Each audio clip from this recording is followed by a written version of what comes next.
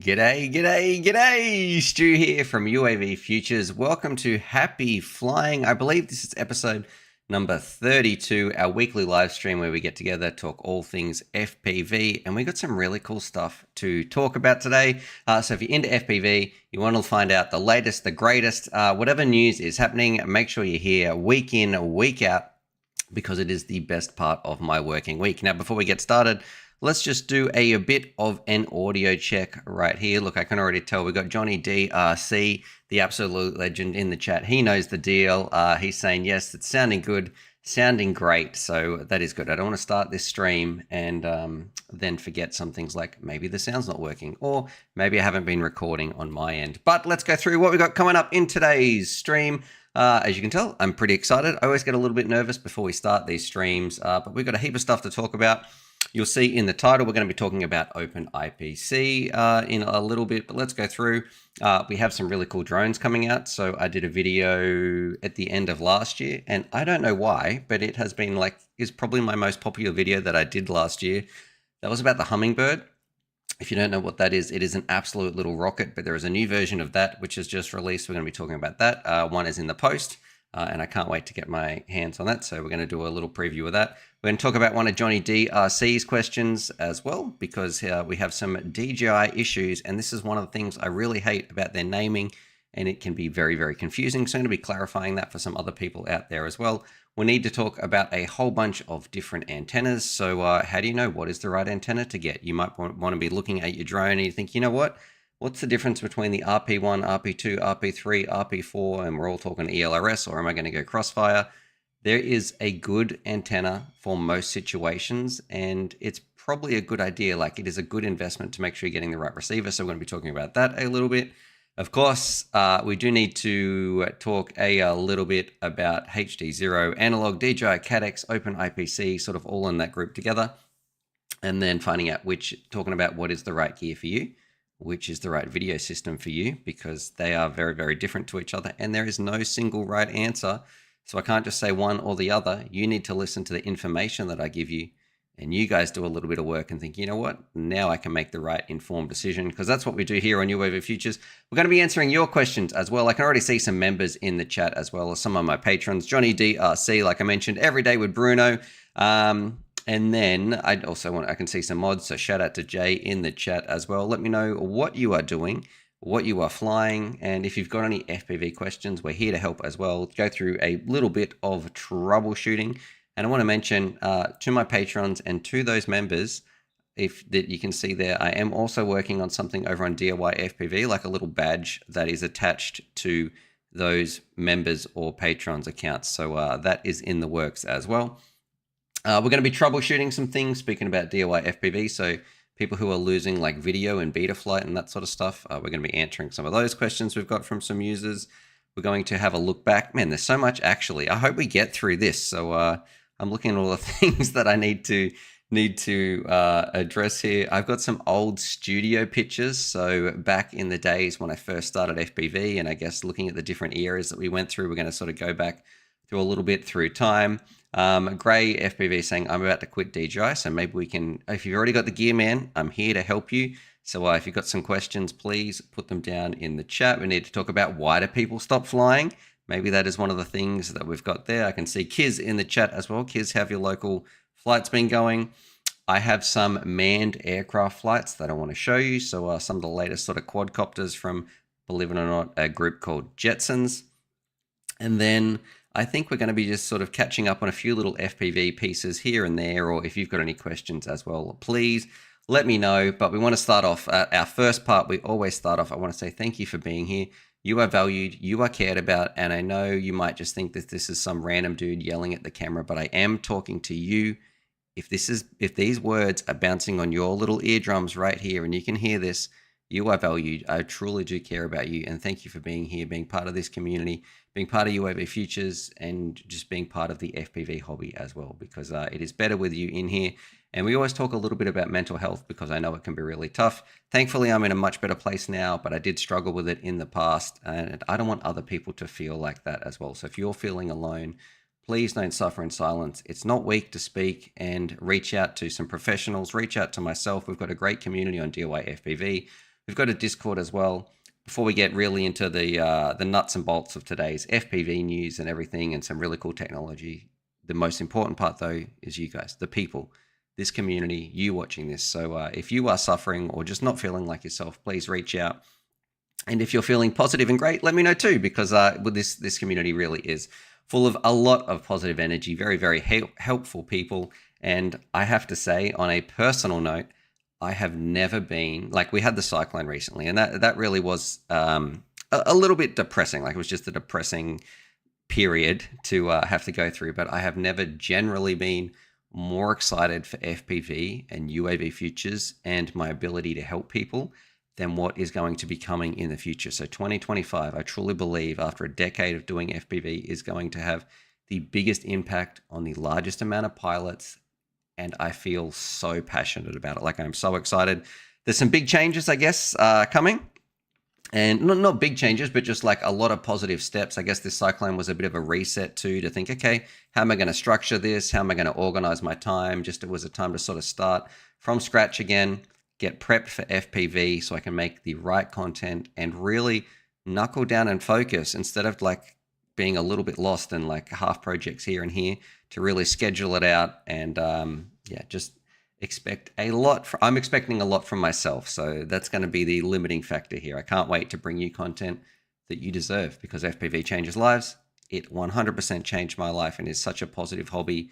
And if we can share that with you guys as well, that is the most important thing that I can do. Now, I do want to, we're just going to talk about Gray right here, because he's saying, I'm about to quit DJI 3 days before my vacation. My O3 gave out. Was there anything that you did? Did you crash it?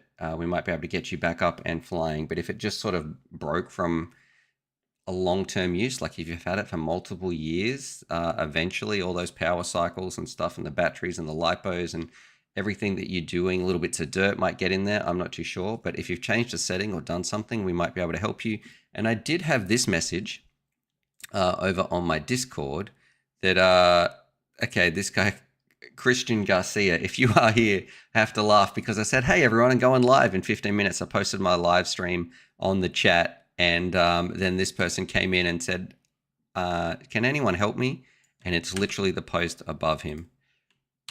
Here we go. We'll see if he comes in here. There we go. I'll just tag him there because he looks like he couldn't get his video feed working properly. So we've got Chris Mel. He's in the chat as well. Chris, I missed it last week. Why does your name look so familiar, my friend? What is it? What is it that I'm missing here? Or have you just been around in the channel for a long time? Okay, so Gray is saying, right here, you can see it in the chat, and normally I can highlight it down the bottom. So he's about to go flying, he's going on vacation, and his O3 just gave out, but it is only 1 month old. So that is definitely not typical behavior. If you, like, we need to have a little bit more information so we can help you get up and get flying. It just stopped getting good link quality after a light crash. Okay, that is a little bit concerning, because is it still bound up? Are you still getting some, like, how far can you go before it doesn't work? And I've seen this happen before, and unfortunately, there's two things that I would check first. Number one, if you open it up inside, so actually I have an O3 right here in the UAVFutures Museum. So that's what I'll open up in 50 years. It'll be like those people who have like train museums and model trains, and all the old people come in and have a look. That's what I'll do for drones. And you know, you guys are always welcome to come and look. Oh, look, this was the Starship, and this is, anyway, inside here. So this is the first thing. It just stopped getting good link quality after a light crash. I thinks all the connections are good. Have you, however, checked the antenna connections in here? So inside the O3, there's like a little plate that clips down, and there's two UFL connectors in there where the antennas are. Make sure those are clipped down, because if you're looking from the outside, it can look like it's actually attached. But if you unclip those, if you take the plate off and have a look, they should feel like a little click. And I would suggest taking that off, clicking them together, and then sort of like double checking, because having poor antennas is probably the #1 reason that things don't go well. And number two, the bad part there is if you've been flying and losing your connection, and losing those antennas actually have unclicked, you're going to have a bad time because it's going to burn out. Let's see if we can show you on the screen exactly what I'm talking about here.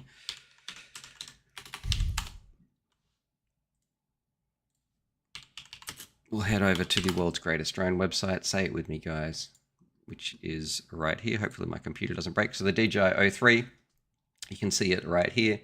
We have this little piece right here. So this is where no wires or anything go, but you're going to have your two little UFL connectors, which are going to click in here to the O3 air unit and unscrew these. And it might look like UFLs are connected, but just double check that. Now that might fix it, but if you have become unlucky and you've been putting out a lot of power, you might have burnt out your VTX. And if that's the case, there's no real way that we can fix that, unfortunately, which really sucks. Gray, especially if you're about to go overseas. He said, yep, I tried 2 different antennas. Okay, well, that rules that out. My next part, have you checked the power settings for this? So if you are losing like range and video, have you checked your power settings? Because maybe it's on like 25 milliwatts, or it might have, for some reason, after a little light crash, it might have flicked over into low power mode. That's another thing. Try to boost it on max power, see how it goes, see if you can rebind it, reflash the firmware to the latest updates, make sure everything is up to date. And then I think if none of that is working, you're probably going to have a problem where, unfortunately, things happen, things break, and especially if you've had a crash. You know, I've had some really lucky crashes and some really unlucky crashes where I know when I was flying around my Lightning V2 and I clipped a little branch, which I thought would be nothing, I lost the camera and I was like, oh man, that sucks. I barely touched that. And another time I have smashed full speed with one of my Walk Snail VTXs into like a pole that was sticking up out of the roof, and it was fine. Like the quad was totaled, but the frame was all bent up and like busted, but the camera lens was actually chipped and snapped on one side. But wouldn't you know it, the VTX was still working and I was still able to get video. So I'm not too sure. Sometimes it can be a little bit of a fickle, finicky sport. I mean, technology is not really made for the beating that we give it in this hobby. Anyway, all right, let's see. I want to give a shout out. Thank you very much. I'm sorry, I don't know how to pronounce this, but Sprony Mint one. I feel like I'm absolutely butchering that, but thank you so much for becoming a member. You should be able to type a few little special things in chat as well. We've got a couple little emojis that we're working on that my members can type there, and I'm also working on something over on this website right here that you're seeing on the screen. If you have an account there, let me know when I get it set up. I want those people, my patrons and my members here on UAVFutures. We're going to be able to do that. Okay, now let's jump in. The first part that I want to talk about is the Hummingbird V4. Chris Mel, FPV, back in your day, you stepped me up with Donnie for someone to fly with in Michigan about 4 years ago. That's what it is. Thank you very much, Chris. I'm glad. Hopefully you are still flying, brother. And there we go.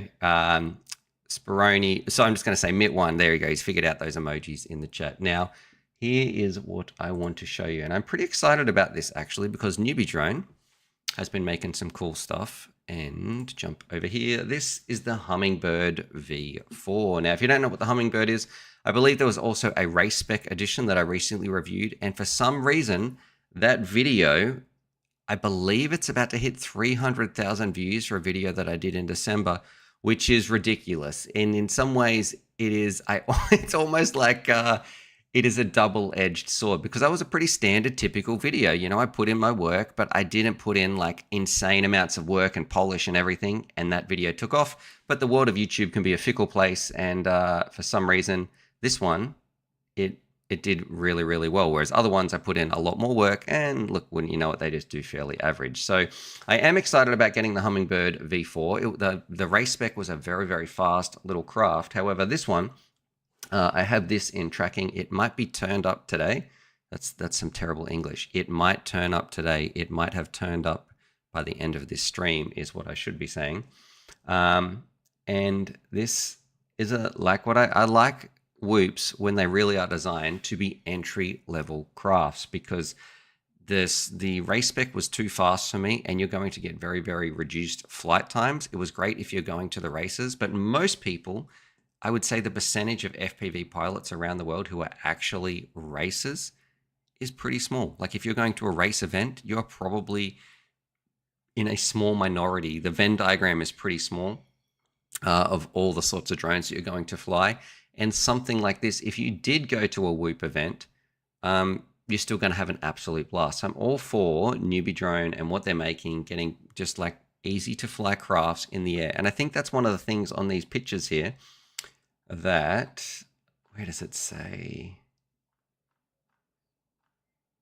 I swear I saw, maybe I'm just reading this one of just like unbox, bind, take to the skies. Like that's what I want. If it is set up really, really easy, you're off to the races. Like if you are a Whoop pilot and you're coming into the hobby, Whoops are a great way just to get your head around FPV because it is a very disorientating experience. Sorry to tell those newcomers who might be watching this stream, but getting a Whoop is one of the best ways you can do that. And if you're watching this after the stream and you're a newcomer and you don't have a SIM code, SIMs are the other way that is great for pilots. Just send me a little message or drop it on this live stream and I'll reply. I'll send you a Steam code that you can redeem for a simulator you can connect your radio up to. But this I'm pretty excited for because the race spec, you couldn't adjust the canopy. So if we have a look, where's some better pictures right here. So I've got an adjustable canopy. What is the weight of this? Dual upgrades, okay, in both motors and the VTX, your new indoor flying companion, 3 adjustable power levels. This is pretty important. I don't think you're going to need 400 milliwatts on a Whoop. That's more than enough. 100 milliwatts, I think that's a great option, even 200, but yeah, 100 is fantastic. And 25 if you're going to be going to racing and flying with other people. So that's good there. It's like an all-in-one board. I don't know how I feel about these motor plugs. I guess like because every single gram matters. In terms of the actual weight, let's have a look here with advanced signal processing technology. This is hard to read. I hate how this is. I don't like the design here, whichever company designed this actual orange and white text. It significantly reduces image interference. Equipped with Smart Max intelligent optimization technology, it provides multiple safeguards for image transition, ensuring a smooth and uninterrupted flying experience. I don't know how much extra work they're actually doing there for a budget quad. Like, what is this? How is this actually different to anything else? Unless they can give us some specifics on how that is doing it, I'm not too sure. Jean is saying, I missed in the beginning. Oh, we haven't spoken about DJI just yet, but is this Hummingbird a good buy? Look, I think it's going to be fun, but you also have to remember it's an analog quad. So I know, Jean, that you fly DJI, so this one's not going to be up your alley. The motors, 30,000 kV is pretty crazy. I like this adjustable camera angle. That's a big one, especially for Whoop pilots and new pilots coming in. And it looks like it's taking a 300 milliwatt VTX. All right, let's have a look here, a bit of a comparison between the two. We can change our VTX, the ESC. I don't know why this is like, I don't like this orange text. That might be a bit OCD for me. Different KV motors and also the size as well. So we have some smaller motors, but they're at a higher KV. This part is important. So it's about 2 grams lighter. So 10% lighter than the original one. So this, $90. I think I'm going to have a bit of fun with this. I got a great place to fly it around indoors here. And also we might be able to do a little bit of outdoors flying as well. We'll see how it goes. We might be able to test the ranges. Yeah, $80. It's sort of, it's only pre-order at the moment. Sorry, I'm not showing this. It's only pre-order at the moment, but yeah, I'm going to have that very soon. Can't wait to fly it around. And I think based on past performance of newbie drones and their Whoops, and especially the Hummingbirds, I've been pleasantly surprised. The first one that I did, it was like a very budget kit. It was more fun than I expected. Then I reviewed the race spec, which was like, I was blown away by the performance of that. It was too fast for me to fly. However, I didn't like the camera, so this one's going to be interesting. I didn't think it had a pretty poor transition. What's the word that I'm looking for? Contrast. Help me out, guys. You know what I'm talking about. Going from lights to darks. My brain is going blank. But yeah, so I'm excited for that to turn up. That should be here in a little bit now. And someone's saying, what goggles? Yeah, this is for analog goggles. So if you were flying this around, you could either be using something like some old Skyzone Cobras or EV800Ds. You could also use the new HD0 box goggles, the Box Pro. But yeah, that's what's here. All right, and we've got Phaser FPV in the chat as well. And Phaser, can you please just confirm, because I want to make sure that I'm not getting scammed here. You can either just write yes or no. Did you tell me to move from Skype to contact you on WeChat? I just want to double check that that is correct, because I'm always a little bit skeptical when people ask me to change platforms after I've had years of contact with them on one particular place. So please let me know, Phaser, if that was you or if I've just started chatting to another Phaser imitator. All right. Yeah, the Hummingbird will work, Jean, with some Fat Shark Dominator HD O2s. Yeah, that's a fantastic pair of goggles, actually. All right, and Phaser's saying, yes, it's not a scam. All right, moving on. This is what I want to complain a little bit about DJI. So if you are looking at getting some DJI goggles, one of my users, shout out to Johnny DRC, this came up in my Discord the other day, and I'll show you the picture on the screen, because it is very stupid of DJI with their naming structures, because we have the N3 goggles, which are these right here. And I can absolutely see people getting caught out if they want to get a pair of these. These are about $230 last time that I checked. That's USD. Check DIY FPV for the best prices. And I think that they will not bind up with this right here, which is inside my little Starship right here. I have the DJI O3 air unit. Now, the O3 air unit, you might be wondering, why is that a big deal? Why am I talking about it? The O3 air unit, I would say to date, is the most popular air unit that we have in our hobby. There is probably more of these in circulations, more of these in circulation, more of these in people's drones around the world than any other air unit in any drone. And even though it is no longer in production, it is very, very confusing. So Johnny DRC, let's see if I can find his little thing right here. So I'll put this on the screen. And he had a great question, because we've got two things that I want to answer. So essentially he's saying, hey, look, he was talking about someone was going to sell him his V2 goggles because his Cadex were no longer working. He was no longer getting good range, which could be a bunch of reasons. But I asked him, why does he want to, because someone was going to say, hey, I'll sell you some V2 goggles. And this is where it gets a little bit tricky. DJI V2 goggles, I should say.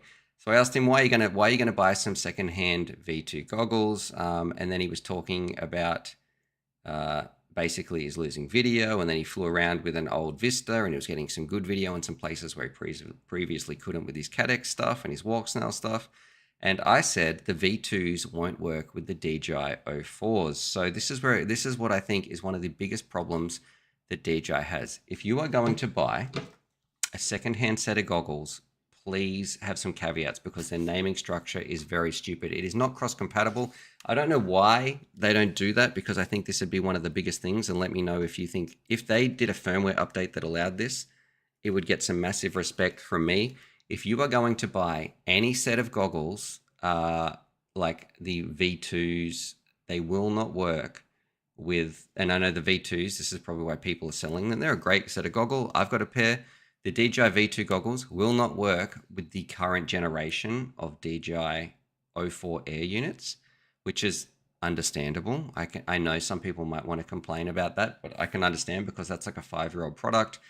You don't have to make everything backwards compatible, and the amount of V2 users is definitely not as large as some of the other goggles out there. However, what I really don't like is it also works the other way, where if you are flying around with DJI, and you get a pair of these goggles, I don't know why they didn't make these backwards compatible with our O3 air units. So this really kind of pisses me off, and I think it's pretty anti-consumer, where you can no longer get these air units. And if you like, don't do that, please, DJI. If you're out there, not that they're ever going to listen to this stream anyway, it's just a little bit disappointing. Now, Johnny DRC, his HDMI plug is broken, so he's saying I can't use WalkSnail anymore.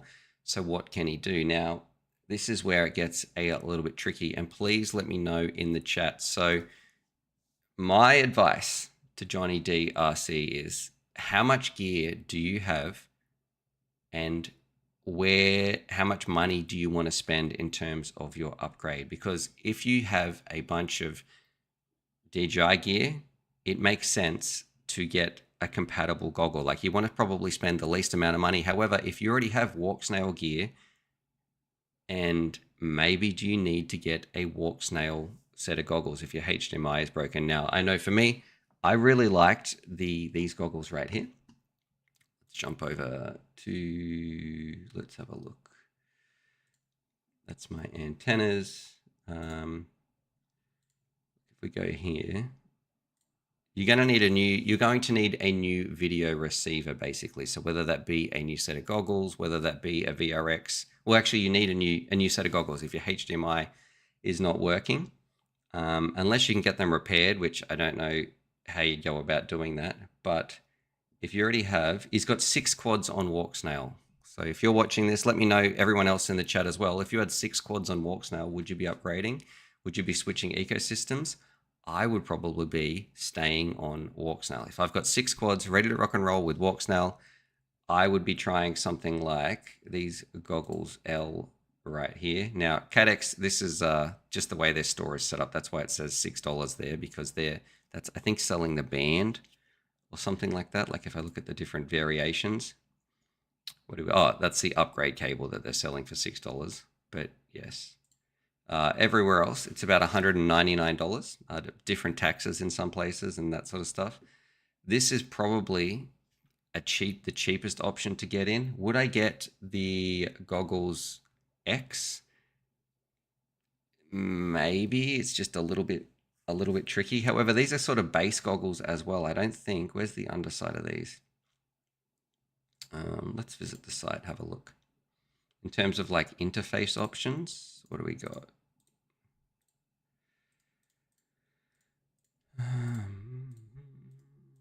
Don't make me go through my video. I can't remember. I don't think these don't have any HDMI in or anything like that on them. Please, someone correct me if I'm wrong. Yeah, there we go. Yeah, there's only the is that the power cable? It's a weird render of that. Yeah, I would probably be looking at a set of these. It also depends, like if you're wearing glasses, it's tricky. The other option, okay, here is something else you could do. I know it is a little bit more expensive, but where are we? If we have a look at, now I haven't tested these, so please let me know. These goggles right here, I'm going to have a look at Phaser's store. And I don't know what the stock levels are like of these, but these are the HD0 Box Pros. One good thing about these is they will have HDMI in. So if you already have the video receiver, you'll be able to connect it to this. Now, it might be making the goggle a little bit heavier as it hangs off your face. These are pretty new, so you might have to go to HD0 directly to find out where to ship them from. I don't know anybody who's flown with these outside of seeing people on YouTube. I don't know anybody personally, but that also might be another option there. And one good thing, they do have like some lens things that can screw in there if you've got prescriptions or something like that. So, all right. Someone's saying just get a new pair of walk snail goggles. X's are great, but it's kind of hit or miss. Outfitting 6 quads with O4 would be way more expensive than just buying a set of walk snail goggle X's. Yep, it's almost the same price to switch, but I need to sell the walk snail receivers. Yeah, I think probably the issue too that you might be having is if you're getting low range. So that was something, if you were getting much better penetration using the old DJI gear, that's probably something to look into as well. My bet would be on upgrading your antennas first. But yeah, if you're going to get a new set of goggles, having something that has HDMI in, and this might be one of your cheapest options. It just depends if you like that box goggle or not. Or maybe you can find a secondhand pair of Sky Zones out there that do have HDMI in as well. So you've got a few different options. Unfortunately, it's not as easy. Or find someone who can repair your Sky Zone HDMI in. That would be something as well. Although Sky Zone seems to have sort of disappeared a little bit, maybe for some political reasons. I'm not too sure. It's pretty wild, the Wild West out there over in the East. I'll say that. Okay, we got Sean Williams in the chat as well. We're going to continue, and this is what I want to talk about because you need to get the right antenna for your drones. I know we just spoke about it for video reception, but choosing the right radio antenna for your drone is one of the most critical things you can do. You don't want to have a fail-safe, so I'm going to give you a quick little guide if you're using ELRS, and also if you are using Team Black Sheep as well, so some TBS stuff. Now, over here on DIY FPV, the world's greatest drone website. Remember, before you buy, think DIY. We have a whole bunch right here of radio receivers, so you can see what is the difference between RP1, RP2. This looks like a whole bunch of RP3. So let's just have a look. I should have stayed in video receivers right here because there's a whole bunch. Now, ELRS is the most popular firmware that we are flying around. That's the protocol that we are using, and you might be looking at all these and think, man, what one should I get? So this is my advice, my guide. If I was building something, what would I put on my craft? Now, the first one we're going to start at is the good old, like the nano receivers and RP1. So these are all from Radio Master, which probably make the most popular receivers out there at the moment as well. The reason that I really like this one, it is really, really light.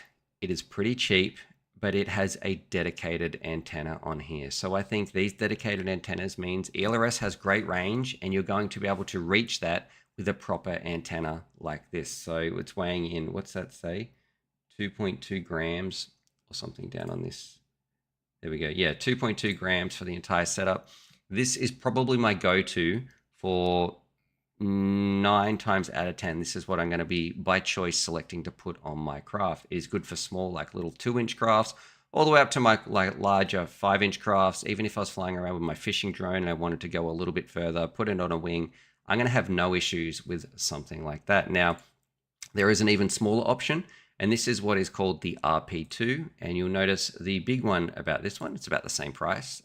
You do not have a dedicated, well, you don't have a UFL connector on here. You have this little ceramic antenna.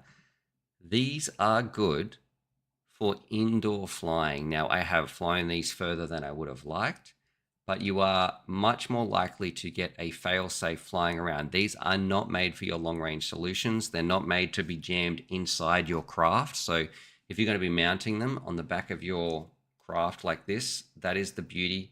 You can have these antennas sticking out the bottom. Like I've got an RP1. Can I show this? The antenna is sticking out the back right here. That's great. The RP2, you need to be very careful where you mount that, because if you mount that inside your aircraft, it's going to get like the carbon, which is 99% of our quads are made out of carbon. The carbon that is inside is going to block that. You're going to get reduced range, reduced reception. So this is really good for if you have a drone like a little tiny whoop, like a little whoop that you want to attach this to. These are good because whoops are made out of plastic generally. It's not going to get so much interference. You don't need to do crazy long range or anything with those whoops. But a lot of those whoops also come with inbuilt receivers into their boards. So this is a bit of a niche case. I don't think, it's not my go-to, but it does serve a purpose. Now moving on, we have RP3. Which is right here we go. Now I believe an RP3 receiver. It is. You also too got to check if it's 2.4 or 900 megahertz or something, because there is a couple of different versions. But this one, it's basically a diversity receiver. So it is like, and what I mean by that, we have 2 antennas that are attached to it.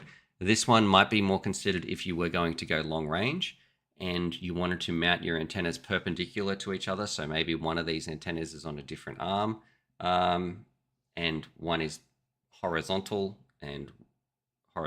one is vertical. That would be my advice. So make sure they're perpendicular, so they're in different planes, so they can get some good reception. This is more suited to long range. It's more annoying to mount, but not too much, and it's not that much more expensive as well. And then finally, we have some crazy ones like the RP4s. And you will notice here, this is a tricky image because this is actually 2 antennas. They're sort of overlapping each other right here. But this is where we start to get into like the world of Gemini as well, and some different switching where these are going to be able to pick up 900 megahertz and also 2.4 using the same antenna. Now, what is this good for? You might say to yourself, this is good for long range. I don't think that you're going to get so much more range than, say, a dedicated RP3 that was on 900 megahertz. The reason that this is good is this is much better at, you have more chance of recovering your failsafe. So if you lose your signal, you can switch over. You might be flying in somewhere that has a really noisy RF environment where your 900 megahertz drops out, but you've still got your 2.4 to catch it, or vice versa. But you've got to remember, if you fly past your 2.4 range and you're flying around then on 900 megahertz, if that 900 drops out, you've got no chance to get it back. So this is where an antenna with this and this sort of RP4 solution is great if you're in a noisy environment within the 2.4 range, that you can rely on the 900 megahertz to catch it as a bit of a backup and a fail safe. Now, Props Office saying Gemini need a ham license in the US. I'm not too sure about the laws and regulations over there. Beta FPV ELRS V1 has a better antenna option over the RP2. All right, let's have a look at that.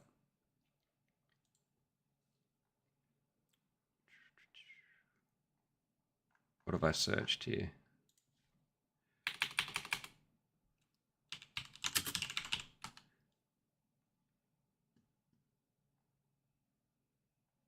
This one. Man, receivers are so cheap nowadays as well. $18. Can I just say, I am in love with this website. Like, seeing it work like this in real time for you guys, being able to, like, I know this store's New Zealand, this is Australia, this one's in the UK, being able to search and find that product and find out if it's in stock or not, game changer. And I'm so proud that it's all working. If you guys are using it too, let me know. I've never flown around with these, but if you think it has a better antenna, yeah, I've had, anyway, regardless, ELRS, if you're using that, is pretty handy.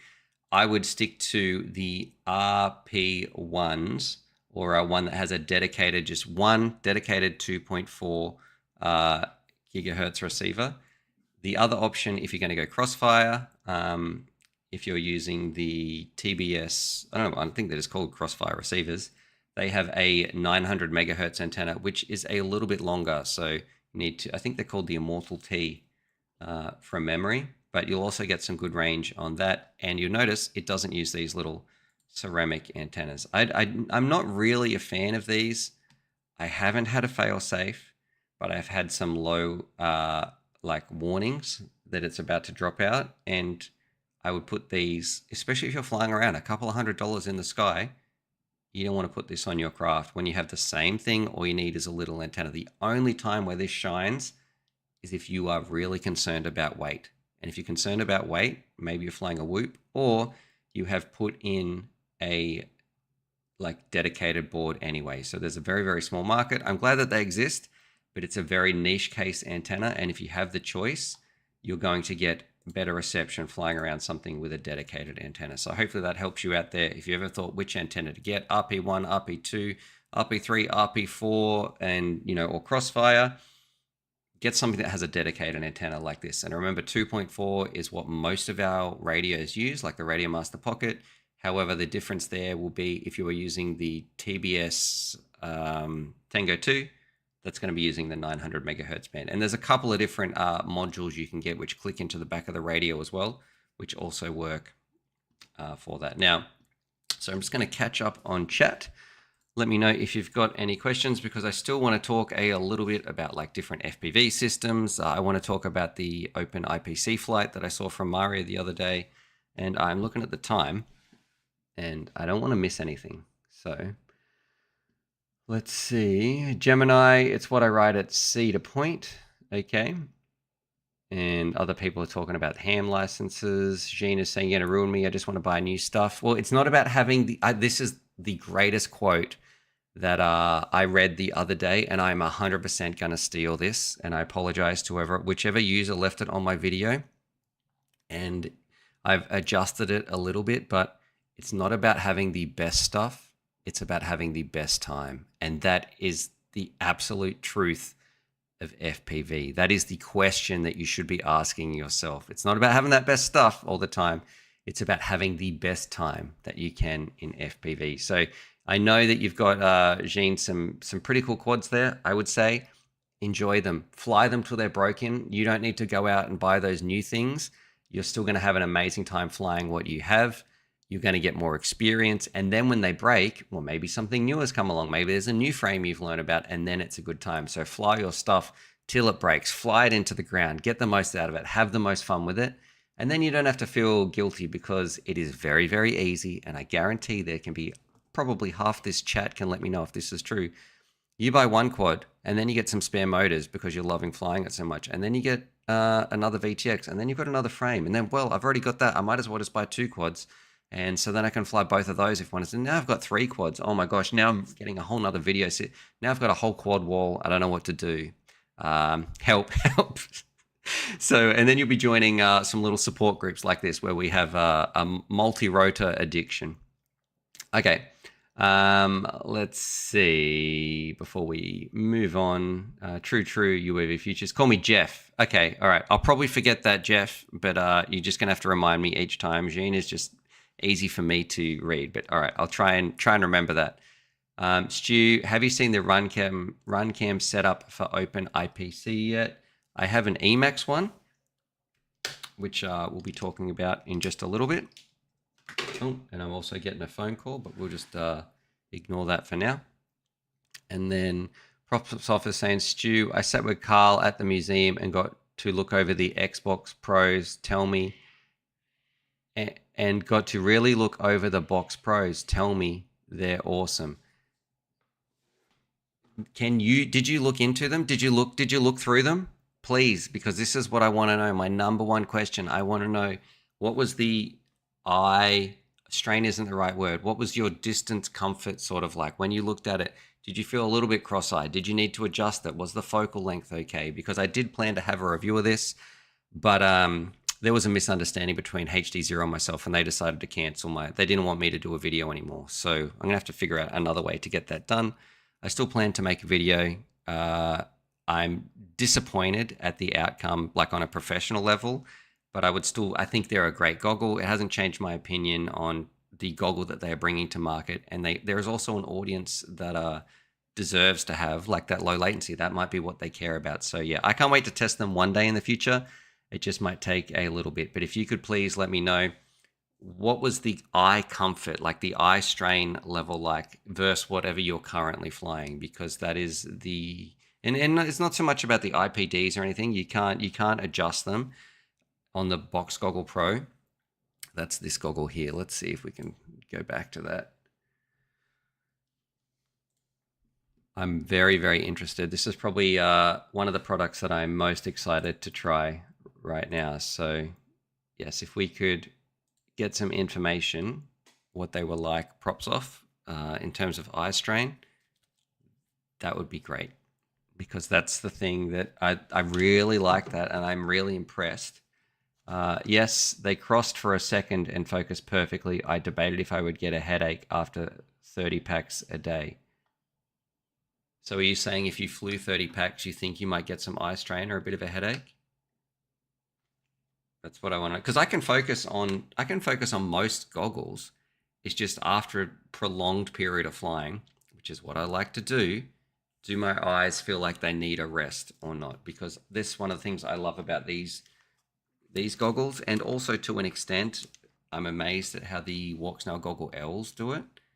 I don't get eye strain on those. Like I could fly those all day happily, and it is not worth it for me to sacrifice either good image quality or good latency or all those other things, even if I had a 4K 0 latency stream to my face.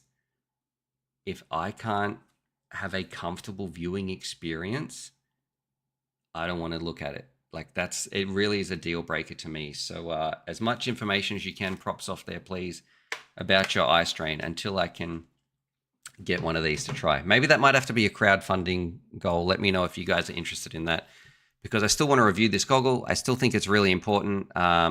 I'm a little bit sad that they decided after we went through the manual on the stream and I checked if there was a non-disclosure agreement, and they said, nah, it's cool. There's not a disclosure agreement or anything like that. So after I disclosed some information about it, I'm a little bit sad that they didn't want they said, hey, yeah, no, and now we're not sending you the goggles for review. But that doesn't mean that I don't want to test these goggles out and give them a fair chance. And also for me, being a professional, that's something that I want to do as well. I'm not going to let that cloud my judgment of this goggle in any way. I've been really positive about it so far from what I've seen. I think the screens with the part how you can put those like preset glasses or like those little focus points in there, that is fantastic. They've got an inbuilt analog receiver. They're at a great price. They're getting a lot of people excited that want to go flying. I think HD0 is doing some really, really cool stuff. So I can't wait to see what they do in the future. And I would love to test this. So maybe we need to start a little goal or a funding goal or something, if you guys are interested in that, where we can work towards getting a way to get a pair of these goggles to test for you guys. If you would like to see that. Maybe that's just me, but I'm pretty excited about this and I think people would like to see it as well. Yes, Stu, I do debate if I would strain after 5 to 6 hours of racing. I mean, 5 to 6 hours is an awful lot. Okay, let's see. Trey is saying, hello, what do you think of the Grinderino 3 to 5 inch frame? I'm building a drone with it very soon. So that is, I believe that's Bot Grinder's frame. Let's have a look at that.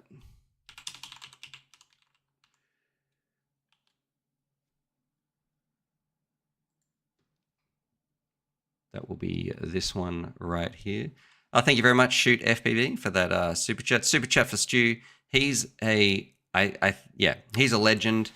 But I want to say I am just like you. Thank you very much for your support. It truly is appreciated. You guys are the lifeblood of this channel, and I'm so passionate about getting people flying. And I've never been more excited about FPV than I am right now, which is crazy to think how much I loved FPV when I first started it. It's had its ups and downs, but I've never felt more passionate about like being a teacher, getting the information to you guys to have a great time in the skies, fly around, meet people. It's why we're working on DIY FPV all the time. Got some big things coming there as well. Making the content, I am stoked. So thank you, and I'm glad that you appreciate it as well. But the other part I want you to remember is I'm just like you guys, and I hope you feel when you watch this video like you could be flying with me and my friends in the park, in the field, because I'm no engineer. I didn't do any RF studies. I didn't grow up looking at model aeroplanes. I'd never flown anything FPV or anything RC. Not even have an RC car that was worth more than like $20 growing up from the local toy shop. And I just sort of fell into it. I was like, wow, this is pretty fun. And no one had made content about it. And there was no way to help people get flying if they got stuck. So that's what I started doing, just sharing my experiences. But I'm the same as you guys, just an everyday bloke who wants to get out there, fly with their friends and have a good time. And I'm a big believer in value as well, because I know you guys work hard for your money. And it is so easy for people who get everything for free to say, you should fly this or only fly the best, or this is why you need these goggles, and they might be $1,000. But I remember what it's like to say, hey, I want to have a great flying time, but I've only got this much disposable cash. It doesn't make sense for me to go out and drop thousands and thousands of dollars on a hobby that I don't know. So hopefully you're getting something out of that. Now, let's see. We're going to talk about, Trey's going to get this frame right here, the Grinderino. Is it a 3-inch one? Yeah, 3.5 inch, which is a pretty interesting size, actually. It is made by, oh my God, which is Tommy, who's made some really, really cool stuff in the past. He used to be on Rotor Riot back when, I don't want to say when it was cool, but like when it was, a lot of people liked Rotor Riot. Out of stock, so I'm not too sure where you're getting it from, but this is all, oh, here we go, Bot Grinder's frame as well. I have nothing but respect for Bot Grinder, what he does. I think he is doing his thing for FPV as well, and is a positive impact on the hobby. I know him personally. I've chatted to him like off camera, off stream, and he's a very, very humble, kind, hardworking dude. So I really like him. And if you're getting this frame, I think that's great that you're supporting him. I'm sure that he'll get a commission out of that. It'll help support him make FPV content as well. What do I think about it? It just looks like a chunky little sort of bando basher. Like it looks like it should take a bit of a beating. These arms right here, like these spikes on the outside, as well as looking cool, they're probably going to be protecting your motors. I'm sure that's what they're designed for. It looks like we've got a full-size camera mount. in the front. It looks like a little robust quad that can just take a bit of a hammering. Does it come with spare arms? Oh, and you can switch it out actually for 5-inch or 3-inch arms. That's kind of interesting. I wonder if the entire middle plate changes. 4mm as well, so there's some pretty chunky arms. So yeah, I think you're going to have a good time flying this thing around, especially if you're flying around in some environments that need a robust quad. So if you're flying around bandos or an abandoned building with lots of concrete and metal poles and things like that, you do need a robust quad. If you're flying around something which is like parks and trees, less so, and it's definitely wouldn't be suited for racing or anything like that because it's not streamlined. It's going to be pretty heavy. It's going to be a pretty chunky boy, especially with those 4mm arms, but it'll be a robust quad. I think you're going to have a good time. It's not going to let you down. As far as price goes, $73. It's probably in the upper end. It is the designer frame made by someone who's been in the hobby and has a name for themselves, which is Tommy, and also like it's a branded frame with bot grinder as well. So I know you're supporting the people who make some really cool stuff there. All right, let's see. Jeff is saying, I'm coming to Australia to fly with you guys. Yeah, absolutely. Come on over. And someone's saying, come to Ohio, USA. You can stay here. We'll go for a fly every single day. I have 2 sizes of the tooth grinder. I didn't even know that was another quad as well. Where is the tooth grinder sold? Other people saying, not saying it is good, saying I'm broke. Not too sure what that means. We're going to talk about an open IPC flight in just a little bit. US is super welcoming. Lots of people coming from all over the world to different races in the past month. Yeah, Grinderino is $45 in the US. Well, there we go. Oh, yeah, sorry. Maybe this has converted it to Australian dollars. So if you're looking at this and you're looking at $73, maybe that's Australian. I'm not too sure what this is. I'll have to talk to Oh My God and see if I can get him involved in DIY FPV. What is going on here? All right, jumping over. The next thing I want to talk about actually is a long-range IPC flight. So if you don't know what Open IPC is, it is like an open source digital solution to an FPV solution system to sort of not combat, but another option. So if you don't want to go DJI, you don't like what they're doing, you're not too sure what Walk Snail is doing, and you also want something a little bit different from HE0 because you're not into the racing, we have an open source project currently, which is called IPC or Open IPC. Now this came out recently, and this is Mario. He's doing some cool things right here. He's sort of the person who's posting probably the most amount. This is what I check in all the time. And I believe I have this right here.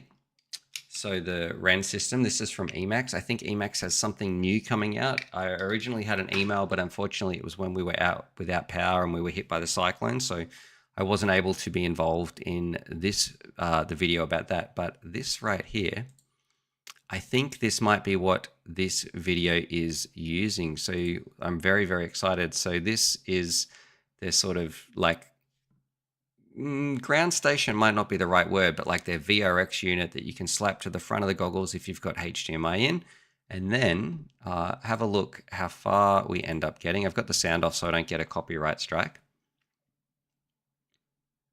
I believe I've sort of got it time stamped. It's around here. And this is probably one of the scary things about digital, like just looking at what's the quality, what quality have I got on here? Can I go any more? Yeah, let's put this up to 4K. This is, I don't know, remember you're watching a stream of a stream through a stream. And that's not me, that's the video buffering because we're just about to turn around. We are at, where does it say the distance? Here we go, distance from home. I'm in the way. Like, where am I? Okay, it just hit, there we go. It's on the screen anyway. He just hit, we're at 506 kilometers. And it's on a fixed wing. So this is probably best case scenario in terms of range and that sort of stuff. But still, it is pretty impressive. So if we watch the flight when it's coming back, because obviously you're going to have less data to work with. But this has come a long way. If I look at, if you've got a solution that you can strap to your goggles, fly around. Am I flying this? This must be ×2. No, playback speed. Okay. Looking at the grass and those sort of things, like it still looks pretty clear for an open source solution. So DJI is probably pretty lucky that this community and this hobby didn't get here first, because this would be more than enough. Like DJI does make it very easy. One of the problems about open IPC is the amount of work. Oh, here we should see if he's got a ground. It was on a drone? I thought this was fixed wing. Wow. Unless someone's... Is that from his goggles? Come on, get closer, get closer. That is. There we go. So that's super cool. So he doesn't have a ground station or anything like that. It is just like an external VRX unit, which attaches. My biggest advice to open IPC is if we can streamline this as much as possible. One of the reasons people love DJI is also not only like the performance and the penetration and stuff that you get, but you jump through the least amount of hoops to get out and get flying. If you can make open IPC like some sort of stream, still give us lots of options to work with, but if we can sort of streamline that accessibility options of here, we can just sort of plug it in and easily get flying. That's where I think the biggest gains are for this company or these open source projects. It's sort of like Betaflight. You can plug it in and almost hit default settings, and yeah, it'll have some junk on the OSD and stuff if you might have to go in and change it, but the PIDs are good enough and it just sort of works. And it is great to have that open source firmware on our flight controllers. If we can sort of make our way towards that with open IPC, and maybe if Emacs is getting involved as well and flying around, like releasing some of these easy VRXs, just can plug that in. It's going to bind up. It's going to work. Like that's what I'm really, really excited about, because the early days of this, we had to use like phones to capture it and stream it. Like it was a nightmare. This is looking really, really promising. So I have to say hats off to them. Like 5K is no joke as well. Pretty impressive. I don't know what the price is going to be. It's just going to be, I guess it'll have to see how the market share and how profitable it is. But it's an exciting time. Like this is where it'd be hard for probably Cadex is looking, and Walksnail is looking in a tricky spot, because they would be dropping away. DJI is taking off. I don't think we're ever going to catch DJI and what they are offering. HD0 has come out. They've got some great options for races. Open IPC is offering some really robust, or like looking towards the future, some options. So all those three seem to be growing. Cadex looks like it might be a little bit in trouble. Now, this probably brings me into a good segue and I want to get your opinions as well. So you might be wanting to get into FPV. You might already fly FPV, but you're looking at getting a new system and you don't know which one to get. There is analog, open IPC, HD0, DJI, or the Walksnail and the Cadex system. Which one is best? And the question that you need to ask yourself is, how much money do you have and what do you want to fly? Because the thing no one wants to hear is there is no one system that is going to beat them all. They each offer something different, and we're going to go through some of those. So the first one, and probably the most common, let's jump over here for some goggles. Where are we?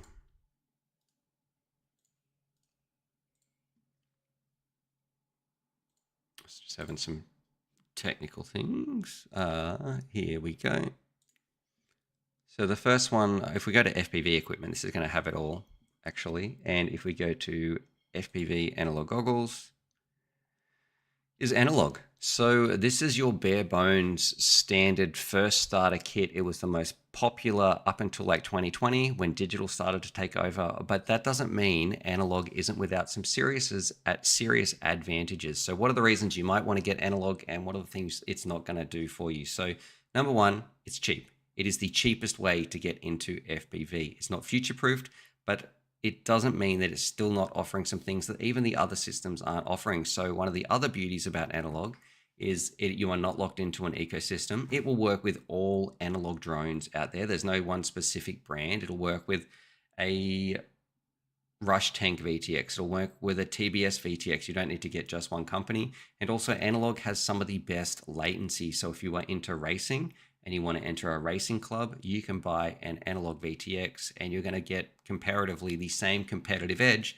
that even people using something like HD0 are going to get. Now, it's also pretty widely accepted. It's pretty easy to use. You don't need to do any firmware updates or anything like that. Like Analog is a tried and tested system, and especially if you want to go long range, you can do this as well. It's a great system to be able to use, and it also doesn't break up.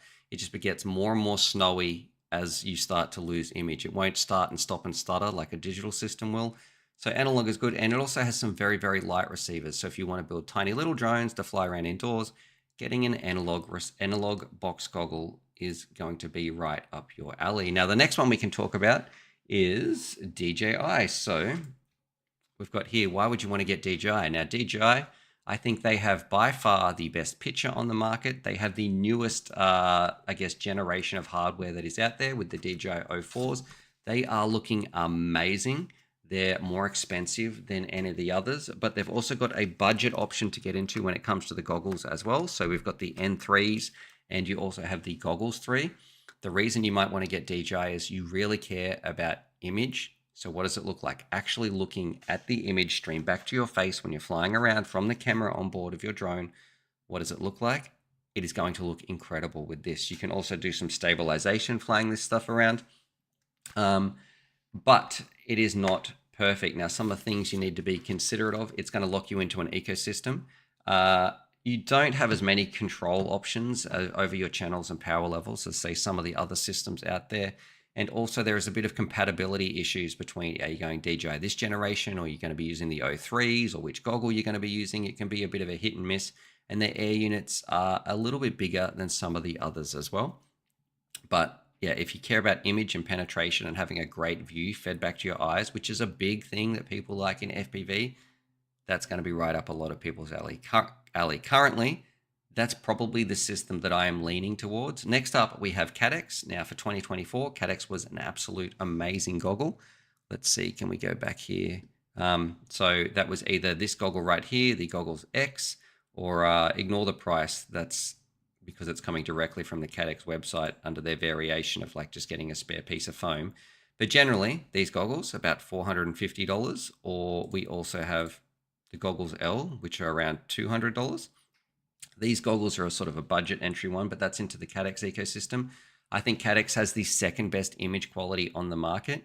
It is not as good as DJI. DJI, let's give them about a 10. I would probably give the Walksnail system around a 9. It's more than enough for most people. It is what I flew for all of 2024, like as my flight of choice. Most of my quads were on the Walksnail system. 2025, like this year might be a little bit different now that we've got the O4 generation out here. But this one, if you can get a budget pair of goggles, you're still going to have an amazing time. These ones have HDMI out, which the DJIs do not offer. There's a lot of different options that you can do here. However, it is a bit of an older generation now, and they offered some really little like light kits to put on like 2S quads, but now DJI does that as well. So the advantages of Walksnail are slowly diminishing versus the other ones. If you have Walksnail, don't worry though, you still got an awesome system. It's still more than enough. I know, shout out to Stickman Steve. He's going to be flying around like with Walksnail for a long time to come. Like he's the other person I do this channel with, and this is his system of choice. It is not worth it for him to upgrade. You're going to have a great time. The image is great. You can do some crazy things if you want to use like their repeater, but that's like a very, very small amount of people that are going to be doing that.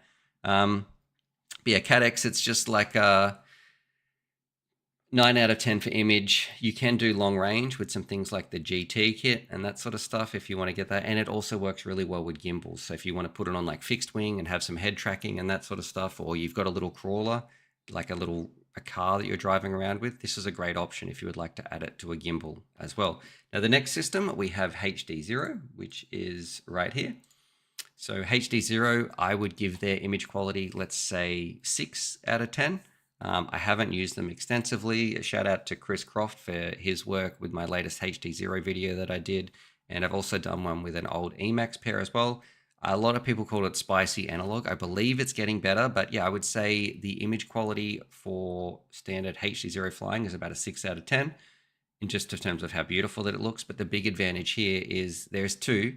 It offers insanely low latency, and that is a big representative of why it is so popular in the racing scene. So if you're going to be going to race events and you want to be competitive and you want that bleeding edge, like every advantage that you can have, HD0 is going to be up a lot of people's alleys. And also too, the amount of features, like especially that this Box Goggle Pro has, like with like backpack features and Wi-Fi, and you're really able to tinker with and dive into every little aspect and tune your goggles. And I don't mean that in a frequency way, but tune it to like you can sort of set it up to do exactly what you want. This is like the Linux operating system, where Cadex is like Windows and DJI is like Apple.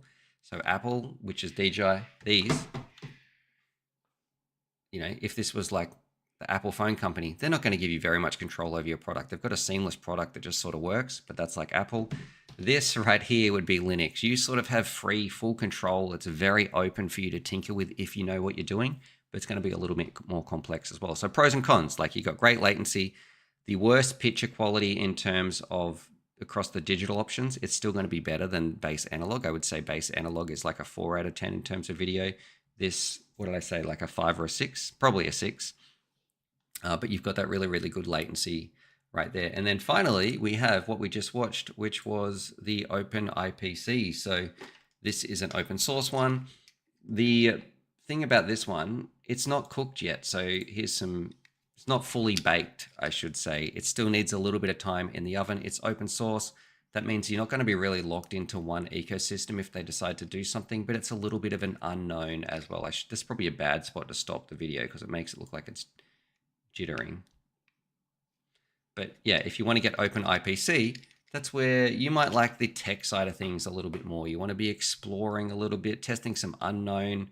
It's not just a plug and play system. This is sort of designed by the community that's people can tinker with and adjust. And that's been a big part of drones as well. So look, overall, that's 5 systems. I think that's 5. Yeah, analog, HD0, DJI, Cadex, and Open IPC, all with different prices, all with different video qualities, all with different ecosystems, and all with different latencies as well.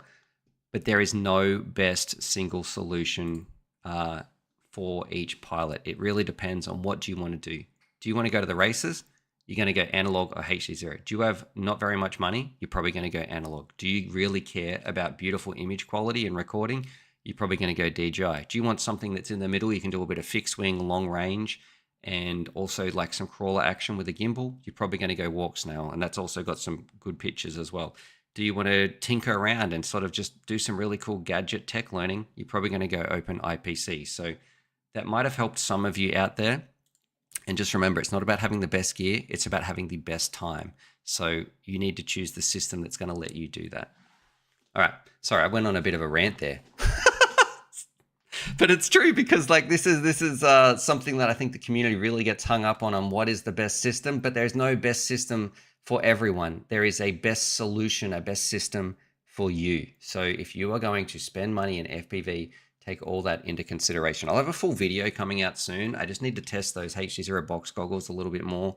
I want to get that done first. When I say a little bit more, I mean at all. I don't have a set. I want a set, but we're going to have to work. Maybe you guys and me, we can figure something out to try to get that. Now, look, if you've got a different, I'm going to stop this video. If you've got some different opinions, please let me know what you fly and why you fly, or why you would change. That might be some valuable information as well. Blue Sky saying, very useful rant. Thank you. My pleasure, brother. Absolutely. Stu, can you do a video on alternate power sources other than a battery? Do you mean for the drone, Jake, or do you mean for your goggles? Because if you're going to be flying around with drones, really your only option is lipos. I know there are some lithium ion cells and stuff that people do for extreme long ranges, but for most of our FPV drones that require a lot of amps, you just go lipos. If you are talking about powering your goggles, though, that's a totally different kettle of fish. We can use a whole bunch of stuff. All the systems are tools. There is no better system, only the best tool for the job. Yes, great way to put that.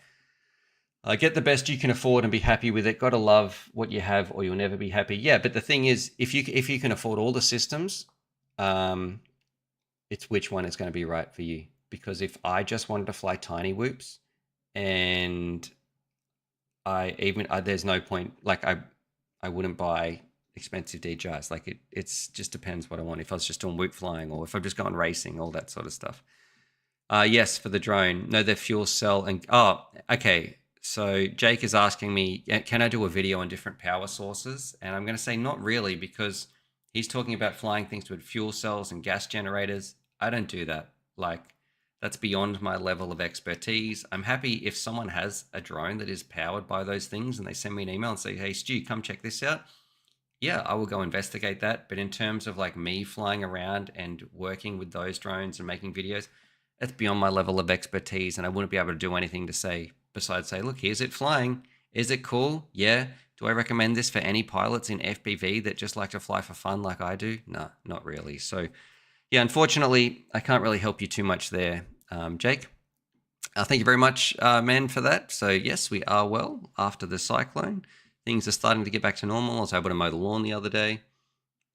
And Jay FPV is asking, UAVFutures branded Hawaiian shirt when? I don't know. But you know what? That is not the dumbest idea. Like in terms of swag, I know, like I have had some UAVFutures shirts in the past. There is a couple of them out there in the wild. But that was just like a t-shirt. An actual Hawaiian shirt, that might be something. You know what? There actually is this one. Let's see. I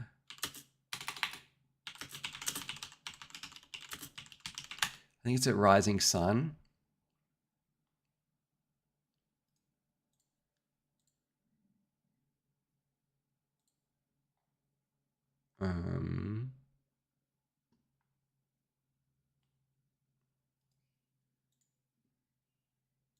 Let's see.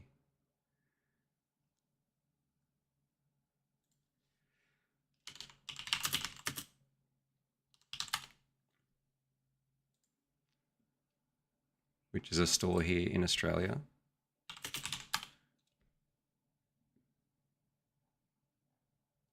They've got some really cool t-shirts, actually.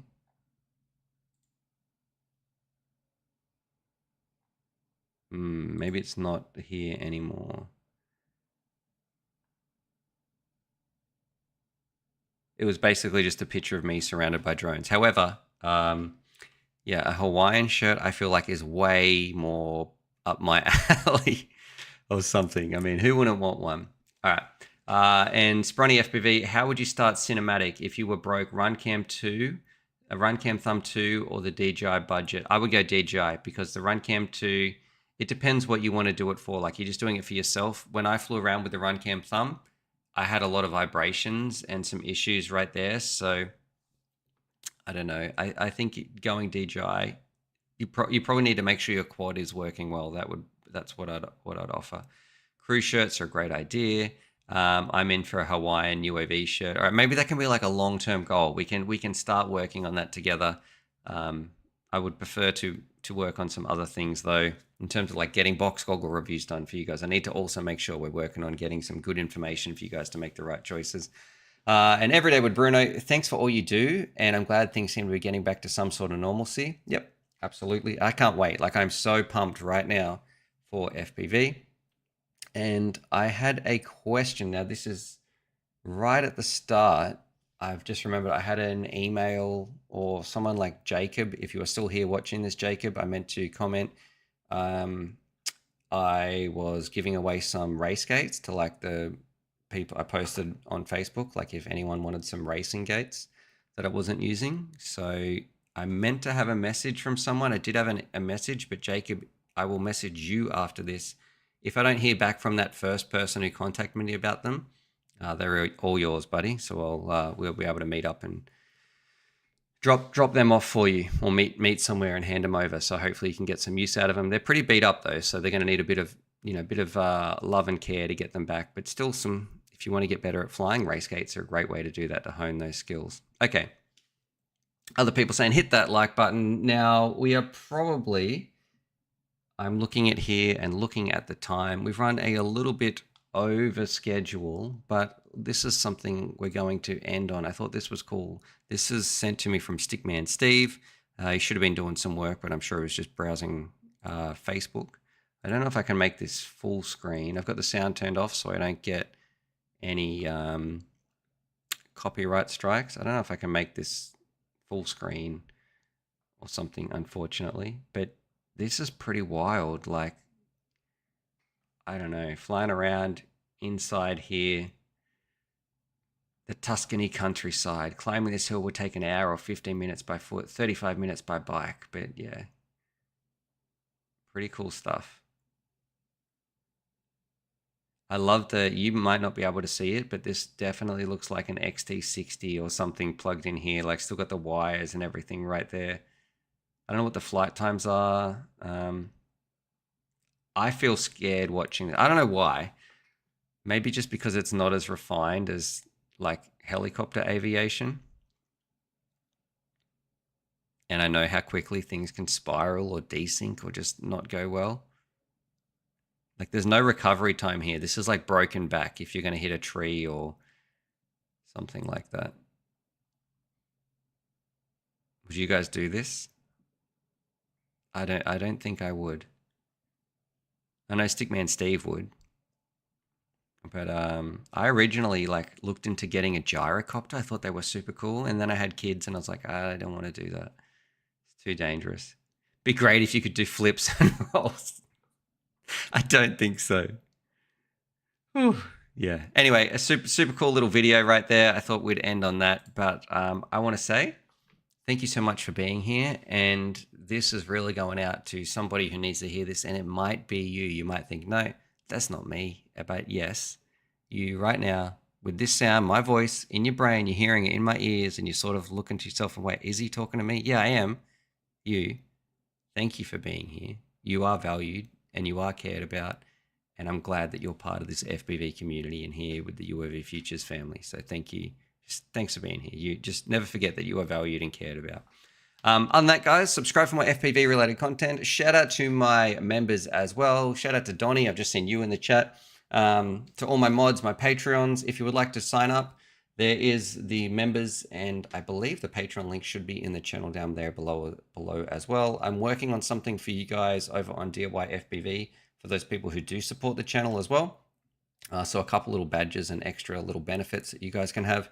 On that, subscribe for more FPV content, and as always, happy flying and be kind to each other, but most of all, be kind to yourself. It's easy to be kind to other people, but being kind to ourselves is often something that can be really difficult for a lot of people. So be kind to yourself because you deserve it. You're a good person. So yeah, just give yourself a break today. You can do it. I believe in you. All right. Happy flying.